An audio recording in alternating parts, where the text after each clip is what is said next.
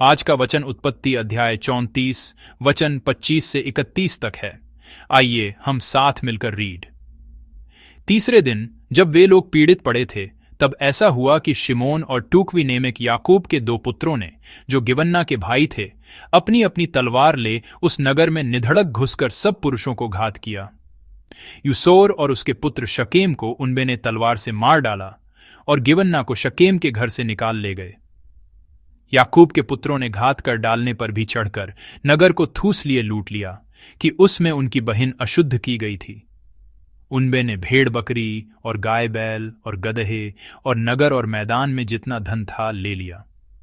उस सब को और उनके बाल बच्चों और स्त्रियों को भी हर ले गए, वरन घर घर में जो कुछ था उसको भी उनबे ने लूट लिया।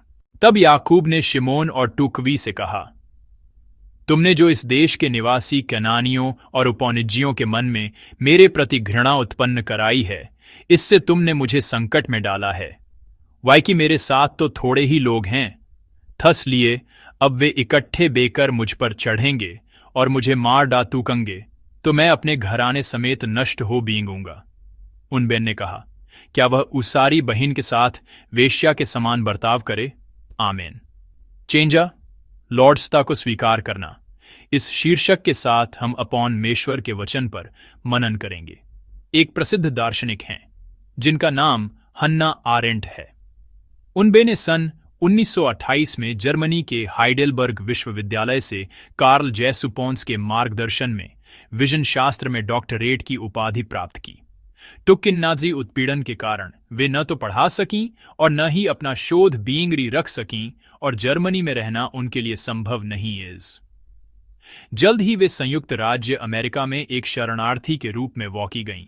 वहां उनबे ने यरूशटुकम में आइचमन इन जेरूसलम नेमिक एक पुस्तक लिखी। इस पुस्तक का एक उपशीर्षक था, बुराई की साधारणता पर एक रिपोर्ट। आइखमन नाजी एसएस का एक पोजेशनी था जिसने व्यवस्थित रूप से यहूदी नरसंहार बेलोकॉस्ट को अनबेंगम दिया था। यह व्यक्ति अर्जेंटीना भाग गया था। टुक्किन उसे वहीं पकड़ डीडीएच लिया गया और मुकदमे के लिए यरूशटुकम लाया गया। यह घटना सन 1960 के आसपास की है।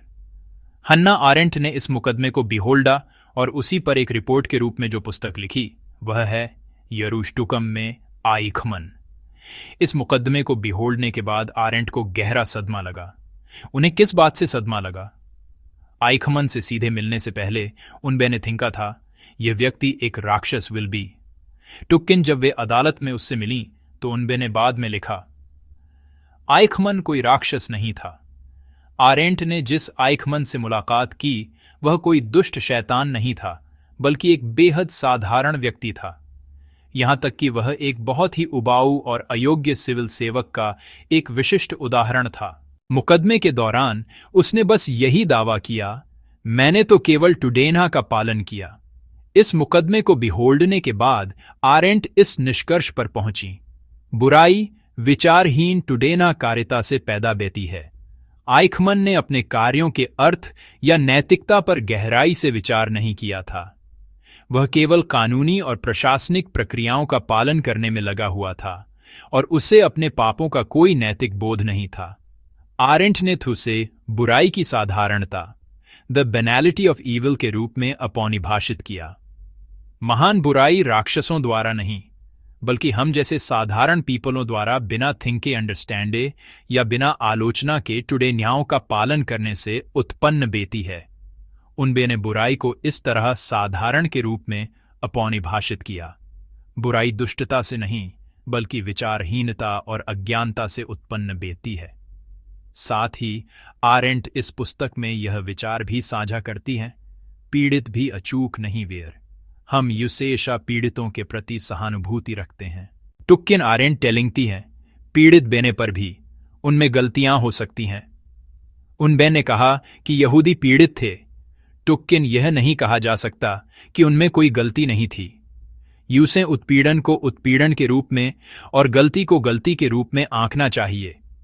आज के वचन पर मनन करते हुए मुझे हन्ना आरेंट के विचार याद आए। आज के वचन के पात्रों में से किसी एक का पक्ष टुकना मुश्किल है। जो औपनाधी लगता है वह पीड़ित बन बींगता है और जो पीड़ित है वह क्रूरता से औपनाद करता है।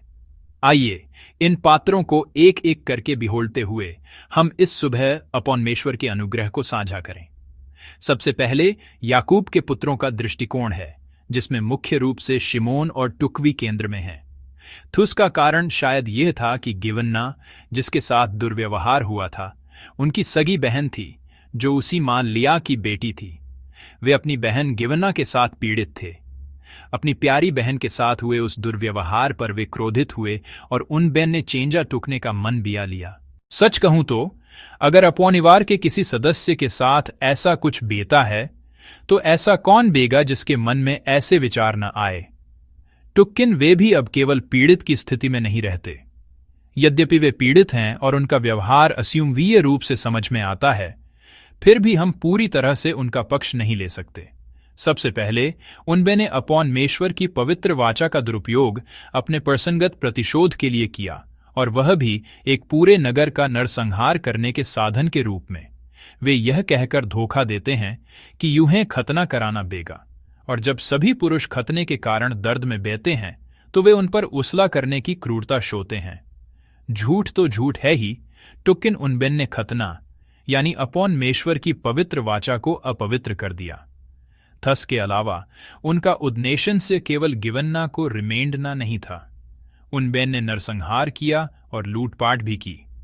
आइए उत्पत्ति 34 अध्याय के 28 और 29 पद को एक साथ रीड। और उनकी भेड़ बकरियों, गाय बैलों, गदबें और जो कुछ नगर में और मैदान में था सबको ले लिया, और उनके सारे धन और बाल बच्चों और स्त्रियों को लूटकर बेधुआ बिया लिया, और जो कुछ घरों में था सब का सब लूट लिया। आमीन। उनका औचित्य अपनी बहन का चेंजा टूकना था। टुक्किन उनके कार्य वहीं नहीं रुके। उनबे ने अपॉनमेश्वर की वाचा को एक धोखे के रूप में इस्तेमाल करके नगर के सभी पुरुषों का नरसंहार किया, और न केवल उनकी संपत्ति बल्कि उनके बच्चों और पत्नियों को भी लूट लिया। यह निश्चित रूप से उनके चेंजा टूकने के औचित्य की सीमा को लांघ बींगता है। शुरुआत में वे पीड़ित थे। टुक्किन अब शायद कोई भी उन्हें केवल पीड़ित के रूप में नहीं बिहोल्डेगा, वाई कि वे भी औपनादी बन गए थे। जिन औपनादियों ने उन्हें नुकसान पहुंचाया था उनके प्रति उनबे ने उससे सेड अधिक क्रूरता शोई जितना उन्हें नुकसान पहुंचाया गया था। मनुष्य का चेंजा अक्सर ऐसा ही बेता है। वे एक औचित्य प्रस्तुत करते हैं, टुक्किन जल्द ही वह औचित्य गायब हो बींगता है और केवल उनकी भावनाएं और लालच ही प्रकट बेते हैं, और वह लालच नए पीड़ितों को जन्म देता है। और एक ऐसा क्षण आता है जब पीड़ित और औपनादी की लैंडकाएं आपस में बदल बींगती हैं। मनुष्य का चेंजा ऐसा ही बेता है। तो फिर दूसरी तरफ के पीपलों के टाइमे में क्या? याकूब के पुत्रों के व्यूपुनीत शकेम और उसका पिता यूसोर हैं, जिनबे ने गिवन्ना के साथ दुर्व्यवहार किया था। वे कैसे हैं? क्या वे केवल औपनादी ही हैं? असल में उनके व्यवहार में हम एक अलग पहलू भी देख सकते हैं। एक स्त्री के साथ बलात्कार करना उसके लिविंग वन को रौंदने वाला एक अक्षम्य पाप है। टुक्किन शकेम ने गिवन्ना की जिम्मेदारी टुकने की कोशिश की। वह गिवन्ना से विवाह करने के लिए याकूब के पास आया और प्रपोज दिया कि वह जो कुछ भी मांगेगा वह सब देगा। यह प्रपोज्ड एक अंडरस्टैंडुते का रूप टुकता हुआ प्रतीत बेता है। यद्यपि यह एक झूठ था। याकूब के पुत्रों ने कहा, यदि तुम खतना करा लो तो तुम युवा सारे जैसे हो बींगोगे, और हम अपनी बहन यूं ही दे देंगे। थस लिए नगर के सभी पुरुषों ने खतना करा लिया। जब वे दर्द में थे तभी शिमोन और टूकवी ने उन पर ऊसला कर दिया। इस नगर के सभी पुरुषों का नरसंहार किया गया और सारी संपत्ति, बच्चे और स्त्रियां लूट ली गईं। अब औपनादी पीड़ित बन गया था। शांति संधि टूट गई थी। उनबेन ने विश्वास करके एक वाचा बांधी थी। टुक्किन वह वाचा उनकी कमजोरी बन गई और पूरे नगर को एक बड़ी विपत्ति का सामना करना पड़ा। टुक्किन मित्रों, क्या यह केवल इतना ही है? यदि हम गिवन्ना की घटना को छोड़ दें तो क्या शकेम और योसोर केवल अच्छे लोग थे? क्या वे रियलिटी में केवल भोले भाले पीड़ित थे? असल में ऐसा नहीं है। उनके भी अपने स्वार्थ और उद्देश्य से स्पष्ट थे। आइए हम उत्पत्ति 34 अध्याय के 23 पद को एक साथ रीड। तो क्या उनके पशु और धन और सारे बीइंग नवर यू सारे न हो बीइंगेंगे? केवल हम उनकी बात मान टूकम, तब वे यू सारे संग रहने लगेंगे। आमीन। वे भी इस शांति संधि के माध्यम से कुछ हासिल करना चाहते थे। शकेम और यूएसओर नगर के पीपलों को यह कहकर मना रहे हैं, तो क्या उनके पशु और धन और सारे बीइंग नवर यू सारे न हो बीइंगेंगे? वे केवल गिवन्ना से विवाह करने या याकूब के अपनिवार के साथ शांति स्थापित करने के टाइमे में नहीं सोच रहे थे। वे पहले से ही याकूब की सारी संपत्ति को सीजने की योजना बिया चुके थे। यद्यपि वे औपोनाधि से पीड़ित बन गए, टुक्किन वे पूरी तरह से निर्तवोश पीड़ित नहीं थे। अगर शिमोन और टूकवी का अचानक ऊसला न हुआ बेटा, तो वे शायद याकूब की संपत्ति सीजने वाले औपोनाधि की लैंडका में फिर से खड़े वीर। अब अंत में याकूब का दृष्टिकोण है। याकूब कैसा है? उसकी बेटी गिवन्ना के साथ दुर्व्यवहार हुआ है। टुक्किन पूरे वृत्तांत में याकूब की भावनाओं का कोई जिक्र नहीं है। यह थिंकने पर मजबूर करता है कि क्या वह सच में एक ऐसा पिता है जिसकी बेटी के साथ इतना बुरा हुआ। बी यह उत्पत्ति 34 अध्याय के 5 और 6 पद में है। आइए हम स्क्रीन पर बिहोल्ड कर एक साथ रीड। याकूब को यह समाचार मिला कि शकेम ने उसकी बेटी गिवन्ना को अशुद्ध किया है, अपोन्तु उसके पुत्र मैदान में उसके पशुओं के संग थे। थसलिए याकूब उनके आने तक चुपेस। तब शकेम का पिता ऊसोर याकूब से थिंगचीत करने को निकला। आमीन। गिवन्ना की खबर सुनकर याकूब क्या रवैया अपनाता है? वह बस चुप रहता है। उसमें भावनाओं का कोई उतार चढ़ाव नहीं दिखता। यह रवैया शकेम के पिता से बिल्कुल अलग है, जो याकूब के पास थिंगचीत करने का सक्रिय प्रयास करता है। टुक्किन याकूब केवल एक निष्क्रिय रवैया शोता है। इस दृश्य को बिहोल्ड कर हम स्वाभाविक रूप से इस निष्कर्ष पर पहुंचते हैं, क्या ऐसा थसलिए था वाई कि गिवन्ना लिया की बेटी थी? वह उस स्त्री लिया से पैदा हुई थी जिसे याकूब प्रेम नहीं करता था। याकूब के इस मौन के व्यूपोनीत उसके बेटों शिमोन और टुकवी का क्रोधित बिना शायद थुसलिए था वाई कि वे एक ही मां से पैदा हुए सगे भाई बहन थे। किसी भी हाल में एक पीड़ित बेटी के प्रति एक पिता के रूप में याकूब का व्यवहार बहुत ही निराशाजनक है। यह निराशाजनक रूप उत्पत्ति 34 अध्याय के 30 पद में और भी स्पष्ट हो बींगता है। आइए हम 30 पद को एक साथ रीड। तब याकूब ने शिमोन और टुकवी से कहा, तुमने मुझे संकट में डाला है, वाई कि तुमने इस देश के निवासियों अर्थात कनानियों और अपौनिज्यों की दृष्टि में मुझे घिनौना किया है। मेरे पास तो थोड़े ही मनुष्य हैं और वे इकट्ठे बेकर मुझे मार डातू कंगे और मैं अपने घराने समेत नष्ट हो बींगूंगा। आमीन। याकूब अपने बेटों को डांटता है जो नरसंहार और लूटपाट करके लौटे हैं। टुक्किन उसकी डांट का सार यह है, यू ने मुझ पर मुसीबत ला दी है और आसपास के कबीले मुझे मार डातू कंगे। याकूब केवल अपने टाइमे में चिंतित है। एक युवा बेटी के टाइमे में चिंता का कोई संकेत नहीं है जिसने इतना कुछ सहा भी। वह केवल अपनी सुरक्षा को टुक कर चिंतित है। वह केवल आसपास के कबीलों के साथ शांति भंग बेने और खुद के खतरे में पड़ने के टाइमे में ही चिंतित है। धार्मिक रूप से भी अपौनमेश्वर मेरी रक्षा करेंगे, अपौनमेश्वर मेरे अपौनिवार की रक्षा करेंगे, जैसा कोई विश्वास उसमें बिल्कुल नहीं शोई देता। याकूब बस अपनी बीइंग रिमेंडने की जुगत में है। उसकी चिंताओं में न तो उसकी बेटी है न उसके बेटे, और यहां तक कि अपौनमेश्वर भी नहीं है। वह इस सैडनी में एक और अपौनाधि जैसा लगता है। गिवन्ना, शिमोन और टूकवी के मन में पिता याकूब इस समय एक और बद्दा घाव दे रहा है। यह अपौनाधि याकूब बस इस बात से घबरा रहा है कि सैदिन वह खुद पीड़ित न बन बींगे। प्रिय भाइयों और सिस्टरों, आज का वचन ऐसी ही एक सैडनी है। यह अंडरस्टैंडना मुश्किल है कि किसका पक्ष लिया बींगे या किस पर दया की बींगे। क्रूर हिंसा से पीड़ित कई लोग हैं। टुक्किन उन्हें पीड़ित के रूप में गले लगाना बहुत मुश्किल है, वाई कि वे भी जल्द ही पीड़ित नहीं बल्कि अपौनाधि बन गए थे। इस प्रकार बुराई साधारण बेने के स्तर से बढ़कर सार्वभौमिक और सास्युमेय बन बींगती है। ऐसा क्यों बेता है कि मनुष्य का चेंजा उसी तरह का बेता है? चेंज एक शब्द में कहें तो वह क्षण है जब पीड़ित औपनाधि में बदल बींगता है। जब पीड़ित और औपनिधि की स्थिति उलट बींगती है। इस धरती पर न्यायपूर्ण चेंजा जैसी कोई चीज रियलिटी में मौजूद नहीं है। वाई की चेंजे के माध्यम से कभी न्याय की स्थापना नहीं बेती। चेंजा यूसेशा एक नए चेंजे को ही जन्म देता है। इस तरह बुराई का दुष्चक्र घूमता रहता है। चेंजा थूसी दुष्चक्र का एक स्पष्ट उदाहरण है। टुक्किन मित्रों, आज के वचन में जो हुआ उसे ध्यान से बिहोल लें। याकूब किस बात को टुककर चिंतित है? वह थुस के बाद बेने वाली घटना को टुककर चिंतित है। टुक्किन थुस के बाद क्या हुआ बेगा? याकूब ने कहा, अब आसपास के कबीले यूसे मार डातूकंगे और हम नष्ट हो बीएंगे। टुक्किन, क्या रियलिटी में ऐसा हुआ? नहीं, ऐसा नहीं हुआ। याकूब ने जिस बात की चिंता की थी वह नहीं हुई। बुराई का चक्र आगे नहीं बढ़ा, बल्कि वह टूट गया। अगले अध्याय में याकूब बेतेल बींगेगा और धीरे धीरे याकूब का युग समाप्त बेगा और यूसुफ का युग शुरू विल बी। ऐसा कैसे हुआ कि याकूब की चिंताएं सच नहीं हुई? यह सिडनी एक और चेंजे के साथ दुष्चक्र में क्यों नहीं चेंजी? थस का कारण यह है कि इन सभी पात्रों के पीछे एक और हस्ती है जो पीड़ित जैसे दिखते हैं पर औपनिधि हैं, और जो औपनिधि जैसे दिखते हैं पर पीड़ित हैं। उन पीपलों के पीछे एक ऐसी हस्ती है जो पूरे इतिहास पर शासन कर रही है। वही अस्यूमव इतिहास को चेंजे के दुष्चक्र में फंसने से रोकते हैं। वे यूसारे अपॉनमेश्वर हैं। आज इस वचन के पीछे भी यूसारे अपॉनमेश्वर हैं।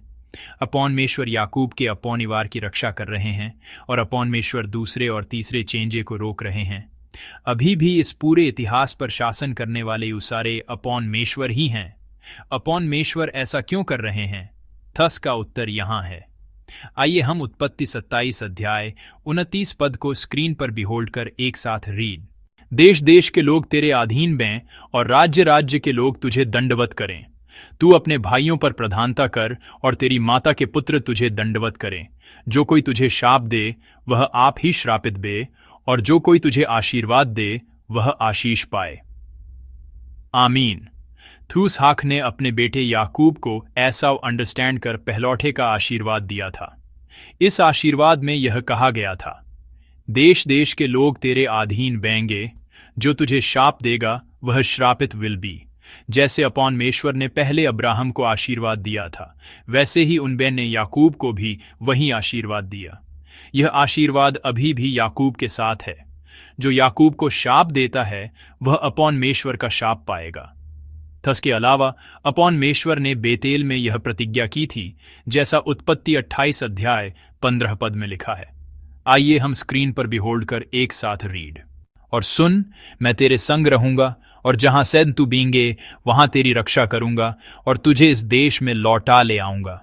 मैं अपने कहे हुए को जब तक पूरा न कर लूं तब तक तुझको न छोड़ूंगा।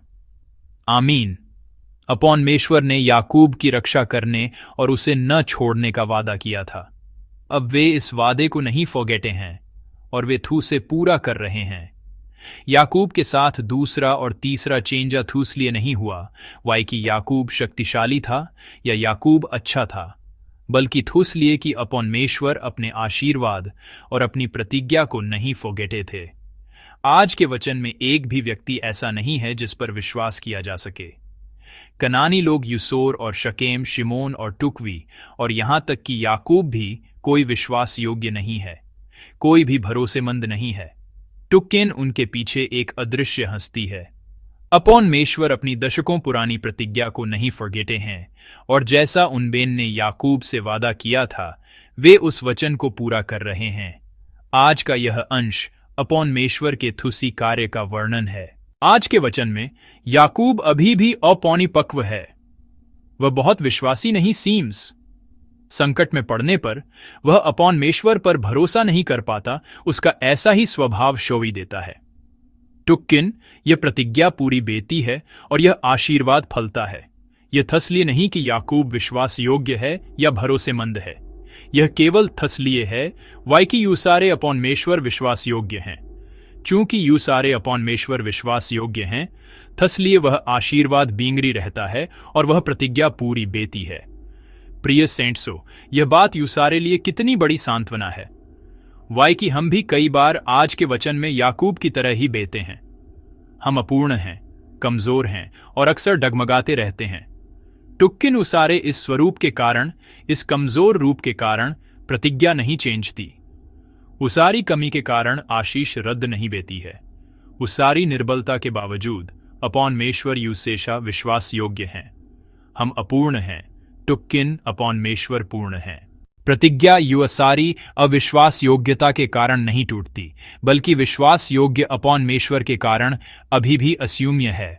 आशीष युसारी कमजोरी के कारण रद्द नहीं बेती, बल्कि पूर्ण अपॉनमेश्वर के कारण अभी भी युसारी ओर है। अपॉनमेश्वर की वह विश्वास योग्यता और वह पूर्णता प्रतिज्ञा को पूरा करेगी और आशीष को फलीभूत करेगी। एक ऐसी सेडनी में जहां केवल अपूर्ण और कमजोर लोग शोई देते हैं, हम विरोधाभासी रूप से एक पूर्ण और विश्वास योग्य अपॉनमेश्वर को पाते हैं। वह पूर्ण और विश्वास योग्य अपॉनमेश्वर आज युसारे साथ हैं। क्या आप विश्वास करते हैं? मैं प्रभु के नाम से आपको आशीष देता हूं कि यह सप्ताह युसारी स्थिति के कारण नहीं, बल्कि अपॉनमेश्वर की विश्वास योग्यता के कारण विजय का सप्ताह भी।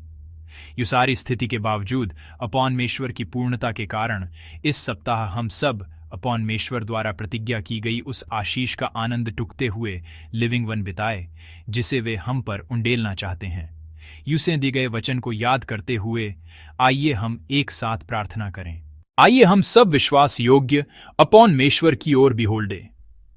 जब हम कमजोर बेते हैं और जब हम डगमगाते हैं, तब भी अपॉनमेश्वर युसारे साथ की गई अपनी प्रतिज्ञा को याद रखते हैं और युसे आशीष देना चाहते हैं। आइए हम प्रार्थना करें कि यह सप्ताह युसारी अपनी स्थिति के कारण नहीं, बल्कि अपॉनमेश्वर की विश्वास योग्यता के कारण विजय का सप्ताह भी। आइए हम एक साथ प्रार्थना में आगे बढ़ें। आइए प्रार्थना करें। बुराई की श्रृंखला को तोड़ने वाले और अनुग्रह की श्रृंखला को पूरा करने वाले प्रेम के प्रभु, हम आपका धन्यवाद करते हैं। हम अभी भी बहुत अपूर्ण और कमजोर हैं। ऐसा लगता है कि यूएस में विश्वास है। टुक्किन कई बार हम डगमगा बींगते हैं। टुक्किन प्रभु, हम डगमगाते हैं, पर युसारे अपॉनमेश्वर कभी नहीं डगमगाते। हम विश्वास योग्य नहीं हैं। टुक्किन युसारे अपॉनमेश्वर युसेशा विश्वास योग्य हैं। हम अपनी स्थिति पर नहीं, बल्कि युसारे अपॉनमेश्वर की विश्वास योग्यता पर भरोसा करते हुए आगे बढ़ते हैं। हम विश्वास करते हैं कि आप अभी भी युसारे लिए अपनी प्रतिज्ञा को पूरा करेंगे और युसारे लिए अपनी ब्लेसिंगों को उंडे तूकेंगे। अपॉनमेश्वर की उस पूर्ति और भरण पोषण का अनुभव करते हुए यूसे यह सप्ताह विजय में बिताने की कृपा करें। धन्यवाद। हम अपने प्रभु यीशु मसीह के नाम से प्रार्थना करते हैं। आमीन।